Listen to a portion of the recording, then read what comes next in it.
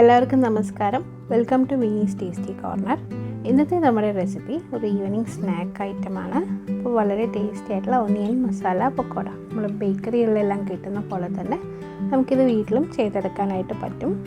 ഇത് വളരെ ഈസി ആയിട്ട് തന്നെ ചെയ്തെടുക്കാനായിട്ട് നമുക്ക് പറ്റും. അപ്പോൾ ഇനി ഇതെങ്ങനെയാണ് ചെയ്യണമെന്ന് നമുക്ക് നോക്കാം. അതിനായിട്ട് ഞാനിവിടെ ഒരു 4 സവാള എടുത്തിട്ടുണ്ട്. ഒരു മീഡിയം സൈസ് സവാളയാണ്. അപ്പോൾ അതെല്ലാം നല്ല നീളത്തിൽ അരിഞ്ഞെടുത്തിട്ടുണ്ട്. ഒരേപോലെ തന്നെ നമ്മൾ ഒരേ വലുപ്പത്തിൽ തന്നെ അരിഞ്ഞെടുക്കാനായിട്ട് ശ്രദ്ധിക്കണം. അപ്പോൾ ഇനി ഇതിലേക്ക് നമുക്ക് ഒരു 2 പച്ചമുളക് മുറിച്ചത് ആഡ് ചെയ്ത് കൊടുക്കാം. നമുക്ക് ചതച്ചും ചേർക്കാം. 1 ടേബിൾ സ്പൂൺ മുളക് പൊടി, 1 ടേബിൾ സ്പൂൺ പെരിഞ്ജീരകം, ഇനി ചെറിയൊരു പീസ് ഇഞ്ചി ചതച്ചതാണ്. ഇനി ഇതിലേക്ക് ഒരു 5-6 അല്ലി വെളുത്തുള്ളി നമ്മൾ തൊലിയോടുകൂടെ തന്നെ ചതച്ചെടുത്തതാണ്. ഇനി കുറച്ച് മല്ലിയില ചെറുതാക്കി അരിഞ്ഞതുകൂടെ ആഡ് ചെയ്ത് കൊടുക്കാം. ഇനി ഇതിലേക്ക് ഇതേപോലെ തന്നെ കറിവേപ്പില കൂടെ നല്ല പൊടിയായിട്ട് അരിഞ്ഞതും കൂടെ ആഡ് ചെയ്ത് കൊടുക്കാം. ഇനി ആവശ്യത്തിന് ഉപ്പ് കൂടെ ചേർത്ത് എല്ലാം നല്ലപോലെ ഒന്ന് മിക്സ് ചെയ്തെടുക്കണം. ഇത് നമ്മൾ കൈ വെച്ച് തന്നെ നല്ലപോലെ മിക്സ് ചെയ്തെടുക്കാം. മസാല എല്ലാം സവാളയിലെല്ലാം നല്ലപോലെ പിടിക്കുന്ന പോലെ നന്നായിട്ടൊന്ന് ഇതുപോലെ ഒന്ന് നമുക്ക് മിക്സ് ആക്കിയെടുക്കാം. ഇനി നമുക്കിതിലേക്ക് ചേർക്കേണ്ടത് അരിപ്പൊടിയാണ്. ഞാനിവിടെ ഒരു 1/4 കപ്പ് അരിപ്പൊടി എടുത്തിട്ടുണ്ട്. അത് നമുക്ക് ആഡ് ചെയ്ത് കൊടുക്കാം. ഇനി ഇതിലോട്ട് നമുക്കൊരു 1 കപ്പ് കടലമാവ് കൂടെ ആഡ് ചെയ്ത് കൊടുക്കാം.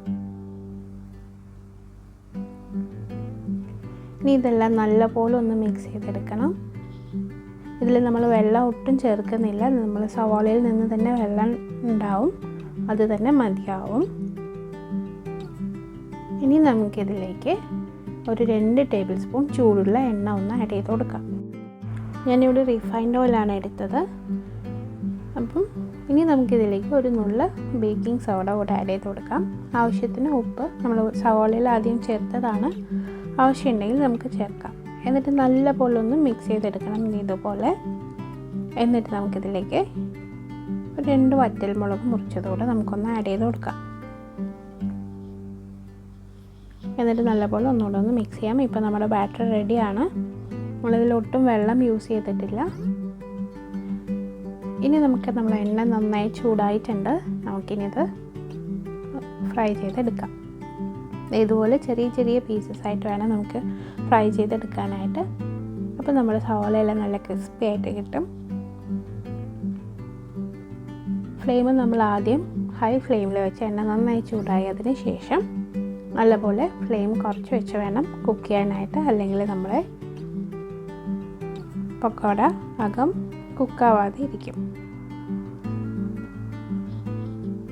ഇപ്പം നല്ലപോലെ ഫ്രൈ ആയിട്ട് വരുന്നുണ്ട്. ഇനി നമുക്ക് ഇതിലേക്ക് കുറച്ച് കറിവേപ്പില ആഡ് ചെയ്ത് കൊടുക്കാം. ഇനി ഇതെല്ലാം കറിവേപ്പിലയും നമ്മൾ പക്കോടയും നന്നായിട്ട് മുരിഞ്ഞ് വരുന്നവരെ നമുക്കിതൊന്ന് ഫ്രൈ ചെയ്തെടുക്കണം. ഫ്ലെയിം ഒട്ടും കൂട്ടി വയ്ക്കരുത്.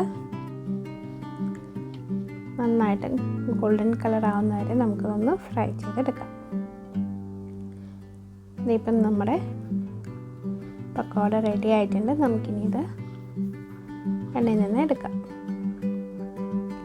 ഇനി ബാക്കിയുള്ള മാവ് കൂടെ നമുക്കിതുപോലെ തന്നെ ഫ്രൈ ചെയ്തെടുക്കണം. ചെറിയ ചെറിയ പീസസ് ആയിട്ട് ആഡ് ചെയ്ത് കൊടുക്കാം. നമുക്കങ്ങനെ എല്ലാ മാവും ഇതുപോലെ ആഡ് ചെയ്ത് കൊടുക്കാം. അപ്പം ഇതുവരെ ഈ ചാനൽ സബ്സ്ക്രൈബ് ചെയ്തിട്ടില്ലെങ്കിൽ ഒന്ന് സബ്സ്ക്രൈബ് ചെയ്യുക. കൂടെ തന്നെ ബെൽ ഐക്കണും പ്രസ് ചെയ്യുക. ഇനി നമുക്ക് ഇതുപോലെ ചെറിയ ഫ്ലെയിമിലിട്ട് നമുക്ക് നന്നായിട്ട് ക്രിസ്പി ആയിട്ട് ഫ്രൈ ചെയ്തെടുക്കാം. ഇനി നമുക്കിതിലേക്ക് കുറച്ച് കറിവേപ്പില കൂടെ ആഡ് ചെയ്ത് കൊടുക്കാം. ഇനി നന്നായിട്ട് ക്രിസ്പി ആയിട്ട് വരുന്നവരെ നമുക്കിതൊന്ന് ഫ്രൈ ചെയ്യാം. നമുക്കിതിൻ്റെ കൂടെ തന്നെ നമുക്ക് വേണമെങ്കിൽ കുറച്ച് വെളുത്തുള്ളി തൊലി കളയാതെ തന്നെ നമുക്കൊന്ന് ചതച്ച് ചേർക്കാം. വറ്റൽമുളക് ചേർക്കാം. അപ്പം നമുക്ക് കുറച്ചും കൂടെ ഫ്ലേവർ കിട്ടും. അപ്പോൾ ഇതിപ്പം നന്നായിട്ട് ആയി വരുന്നുണ്ട്. അപ്പോൾ അതെന്തായാലും എല്ലാവരും ഒന്ന് ട്രൈ ചെയ്ത് നോക്കണം. നമുക്കിത് ബേക്കറിയിൽ കിട്ടുന്ന പോലെ തന്നെ വളരെ ടേസ്റ്റി ആയിട്ട് നമുക്ക് വീട്ടിൽ തയ്യാറാക്കി എടുക്കാനായിട്ട് പറ്റും. അപ്പോൾ ഇതെല്ലാവരും ഒന്ന് ട്രൈ ചെയ്ത് നോക്കണം. റെസിപ്പി ഇഷ്ടമായി കഴിഞ്ഞാൽ ഫ്രണ്ട്സിനൊക്കെ ഷെയർ ചെയ്യാൻ മറക്കരുത്. എല്ലാവരും ട്രൈ ചെയ്ത് നോക്കി അഭിപ്രായങ്ങൾ കമൻറ്റ് ബോക്സിൽ അറിയിക്കണം. സബ്സ്ക്രൈബ് ചെയ്യാനും മറക്കരുത്. കൂടെ തന്നെ ബെൽ ഐക്കണും പ്രസ് ചെയ്യണം. അപ്പോൾ നമുക്ക് ഇനി ഇത് സെർവ് ചെയ്യാം. നമുക്ക് കെച്ചപ്പിൻ്റെ കൂടെ സെർവ് ചെയ്യാം. നല്ല ചൂട് ചായയുടെ കൂടെയൊക്കെ നല്ലൊരു കോമ്പിനേഷനാണ്. അപ്പോൾ അതെല്ലാവരും ഒന്ന് ട്രൈ ചെയ്ത് നോക്കുക. അപ്പോൾ നമുക്ക് അടുത്ത വീഡിയോയിൽ കാണാം. Thanks for watching.